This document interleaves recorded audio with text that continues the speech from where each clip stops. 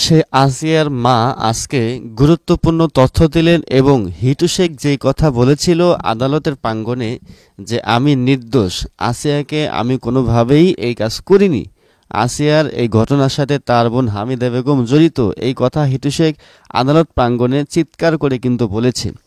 সেই কথার কড়া জবাব দিয়েছেন আসিয়া বেগমের মা, অর্থাৎ হামিদা বেগমের মা এই হিটু শেখের কথার কড়া জবাব দিয়েছেন। দর্শক মণ্ডলী, আসিয়ার মায়ের বক্তব্য আজকে পুরাই আপনাদের সামনে তুলে ধরব যে আসিয়ার মায়ের বক্তব্য কি ছিল এবং আজকে কি বলেছেন সেটি আপনাদের সামনে বিস্তারিত তুলে ধরব।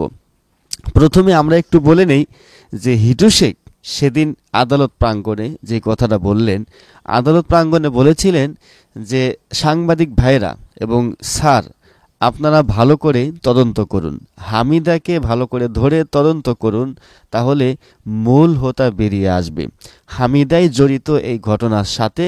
এই কথা হামিদা বেগমের শ্বশুর হিটু শেখ কিন্তু চিৎকার করে সেদিন আদালতে বলেছিল।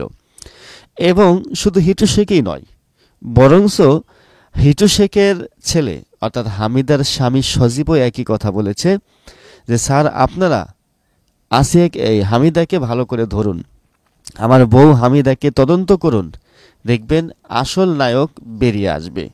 আমার বউ সে ভালো না, সে অন্য ছেলের সাথে প্রেম করে, এই কথা সজীব কিন্তু বলেছে। তো আমি যদি দোষ করি তাহলে আদালত আমার যেই বিচার দিবে, যেই বিচার করবে সেই বিচারই মেনে নেব, এই কথা কিন্তু সজীব বলেছে।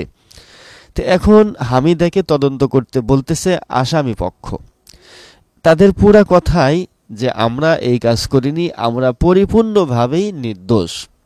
দর্শক মণ্ডলী, ওইদিকে হিটু শেখের মাও কিন্তু একই কথা বলেছে যে আমার মনি অর্থাৎ আমার ছেলে হিটু শেখ, আমার নাতি সজীব, এরা সবাই নির্দোষ, এরা কোনো দোষ করে নাই, বরংস হামিদার এই ঘটনার সাথে জড়িত আছে। হামিদা বেগমের দাদি শাশুড়ি অর্থাৎ হিটু শেখের মা ইতিপূর্বে কিন্তু অন্যরকম কথা বলতো, আসিয়ার পক্ষে কথা বলতো এবং হামিদাকেও ভালো বলতো, আর বলেছিল যে আমি আদালতে আমার মনিদেরকে দিয়ে দিয়েছি, আদালত যে বিচার করে সেটাই আমরা মেনে নেব। কিন্তু এখন কিন্তু হামিদা বেগমের দাদি শাশুড়ি অর্থাৎ হিটু শেখের মায়ের বক্তব্য কিন্তু পাল্টে গিয়েছে। হিটু শেখের মায়ের কথা হচ্ছে যে আমার ছেলেরা নির্দোষ, আসিয়ার এই ঘটনার সাথে হামিদাই জড়িত, হামিদাকে আপনারা ধরেন, ধরলে অবশ্যই মূল হোতা বেরিয়ে আসবে। তাহলে আসামিদের পক্ষের কথা এবং তার দাদি শাশুড়ির কথা কিন্তু এক, তারা চাচ্ছে যে হামিদাকে ভালো করে তদন্ত করুক, হামিদাকে তদন্ত করার পরে মূল জিনিস বেরিয়ে আসবে। আমি আসিয়ার মায়ের কথা একটু পরে বলতেছি। এরপরে এলাকার যে মহিলারা আছে সেই মহিলাদেরকে যখন সাক্ষাৎকার নেওয়া হলো, সেই মহিলারা বলতেছে যে এখানে হামিদা বেগমই দোষী, হামিদা বেগম অন্য ছেলের সাথে সম্পর্ক ছিল, এই ধরনের কথা কিন্তু সেই মহিলারা বলেছে। দর্শক মণ্ডলী, এখন বিষয়টি হলো আগের কথা আর এখনকার কথা কিন্তু পার্থক্য হয়ে যাচ্ছে। তাহলে কি এই ঘটনার ভিতরে কোনো রকমের কোনো লুকায়িত কোনো কিছু আছে? এটি আপনারা কমেন্ট করবেন। দর্শক মণ্ডলী, এবার আসুন আমরা হামিদার মায়ের কথা একটু আমরা শুনে নেব। হামিদার মাও যে কথাটা বলল আসিয়াকে নিয়ে, যে আমার আসিয়া অত্যন্ত ভালো একজন মেয়ে, আমার আসিয়ার স্বপ্নটা পূরণ করতে দেয়নি, শুধু আসিয়ার স্বপ্নটাই না, বরংস আমার বড় মেয়ে হামিদার স্বপ্নটাও নষ্ট করে দিল, আমার দুইটি জীবন শেষ করে দিয়েছে।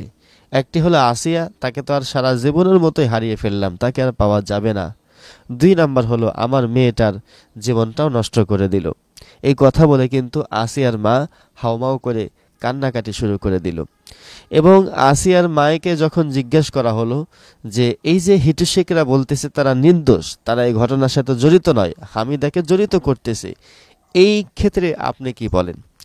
আসিয়ার মা তখন বলতেছে যে তারা তো এখন না স্বীকার করবেই, এই ঘটনা তো তারাই ঘটিয়েছে, এখন আমার মেয়েকে দোষী করতেছে, আমার মেয়েকে যেভাবে নিষ্ঠুরভাবে যে কাজটা করেছে এটা আসলে মেনে নেওয়ার মতো নয়।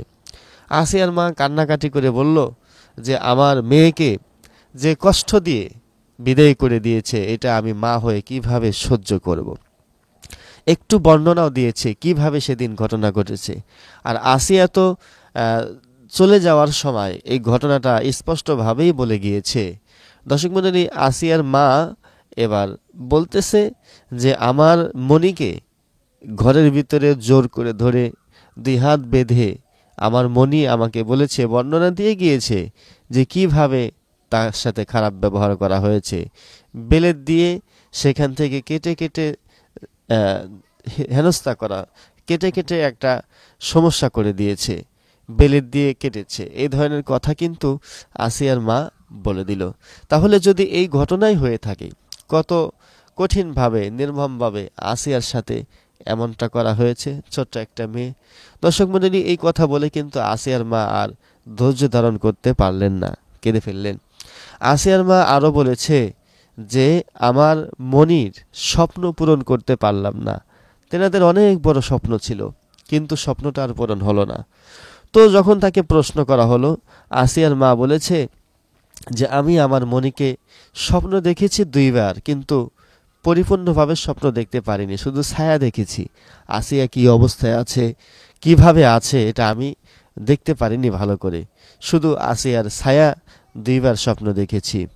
আসিয়ার মায়ের হৃদয় বিদায়ক ঘটনা, এই কথা আসিয়ার মা ভুলতে পারেননি। আসিয়ার মা এখন আর ভালো নেই, কারণ আসিয়ার শোকে শোকাহত। দর্শক মণ্ডলী, আসিয়ার মাকে যখন এই কথা বলা হলো, আসিয়ার মা প্রকাশ্যে বলে দিলেন যে এই ঘটনার যে প্রধান আসামি, তাকে এই দুনিয়ার জমিন থেকে বিদায় করা হোক, এবং বাকি যে আসামিগুলো আছে তাদেরকে দৃষ্টান্তমূলক শাস্তির ব্যবস্থা করা হোক। আসিয়ার মায়ের একটাই বক্তব্য, আমার মনিকে যারা যারা এই ঘটনা করেছে তাদের দৃষ্টান্তমূলক শাস্তি যেন আমরা এই জমিনে পাই। তো হিটু শেখ যে এইভাবে বলেছে, আসিয়ার মা বলল যে হিটু শেখ এরা তো আগে থেকেই তাদের এই চরিত্রের ভিতরে সমস্যা, ইতিপূর্বেও এলাকার ভিতরে তাদের বিচার আচার হয়েছে, তাদের নামে অনেক বিচার করেছে এবং তারা চরিত্রহীন। এই কথা আসিয়ার মা বলেই কিন্তু বলল যে তাদের আবার কি ঢাকার প্রয়োজন আছে, তারাই তো এই ঘটনা ঘটিয়েছে। ওইদিকে হিটু শেখরা অস্বীকার করতেছে, আসিয়ার মা বলতেছে তারাই ঘটনা ঘটেছে। দর্শক মণ্ডলী, আসলেই ঘটনা কোন দিকে মোড় নিচ্ছে এটা কিন্তু আমরা এখনো বলতে পারতেছি না, শেষ পর্যন্ত কি হবে সেটাও কিন্তু আমরা জানতেছি না। তবে আদালতের পক্ষ থেকে কিন্তু 37 জন সাক্ষ্য প্রদানের আদেশ দেওয়া হয়েছে। অলরেডি প্রায় অনেক সাক্ষী কিন্তু হয়ে গিয়েছে। ওইদিকে আসিয়ার মাও বলল যে আমি এই 3 দিন আদালতে গিয়ে সাক্ষী দিয়ে এসেছি, তার সাক্ষী চলমান আছে, সাক্ষী চলতেছে। এদিকে প্রশাসনের ভাইরা কিন্তু অবশ্যই এটা তদন্ত করতেছে, ভালোভাবে তদন্ত করেই এরপরে বিচার ব্যবস্থা কার্যক্রম করা হবে। এখানে আমার কথা হলো, আসিয়া যেই বা যারাই কিছু করুক না কেন, আসিয়ার ঘটনা তো সত্য। আসিয়াকে যে দুনিয়ার জমিন থেকে বিদায় করা হয়েছে, এটা আমরা দেশবাসী আমরা বিচার চাই, যে এই ছোট্ট একটা আসিয়ার সাথে যে ঘটনাটা ঘটানো হলো, এটার বিচার অবশ্যই আমরা বাংলার জমিনে চাই। তবে ঘটনাটা কার মাধ্যমে ঘটলো, এই ঘটনার মূল ভিলেনকে, তাকে অবশ্যই আদালত প্রাঙ্গণে নিয়ে মানুষের সামনে তাকে বিচার করলেই হয়তো মানুষ শান্ত হবে। দর্শক মণ্ডলী, আসিয়ার মায়ের যে বক্তব্য, আসিয়ার মায়ের বক্তব্য বোঝা গেল যে পরিপূর্ণভাবেই এটার বিচার চাচ্ছে এবং হিটু শেখ এই কাজটা করেছে। এই কথা কিন্তু আসিয়ার মাও বলল যে সে বলেছে 11টার দিকে তারা এসেছে, তারা তো রাত্রে ঘটনা ঘটিয়ে 11টার দিকে তারা নাটক সাজানোর জন্য এখানে এসেছে। তাহলে এখানে বিষয়টি কিন্তু ভিন্ন রকমের বোঝা যাচ্ছে। আসিয়ার মায়ের মুখের কথা আমি আপনাদেরকে একটু বর্ণনা দিয়ে দিলাম। আসিয়ার মা যেভাবে কথাগুলো বলল সেভাবেই কিন্তু আমি আপনাদেরকে যতটুকু পেরেছি শুনিয়েছি। এখন আসিয়ার এই মায়ের কথায় আপনারা কি বুঝতে পারলেন?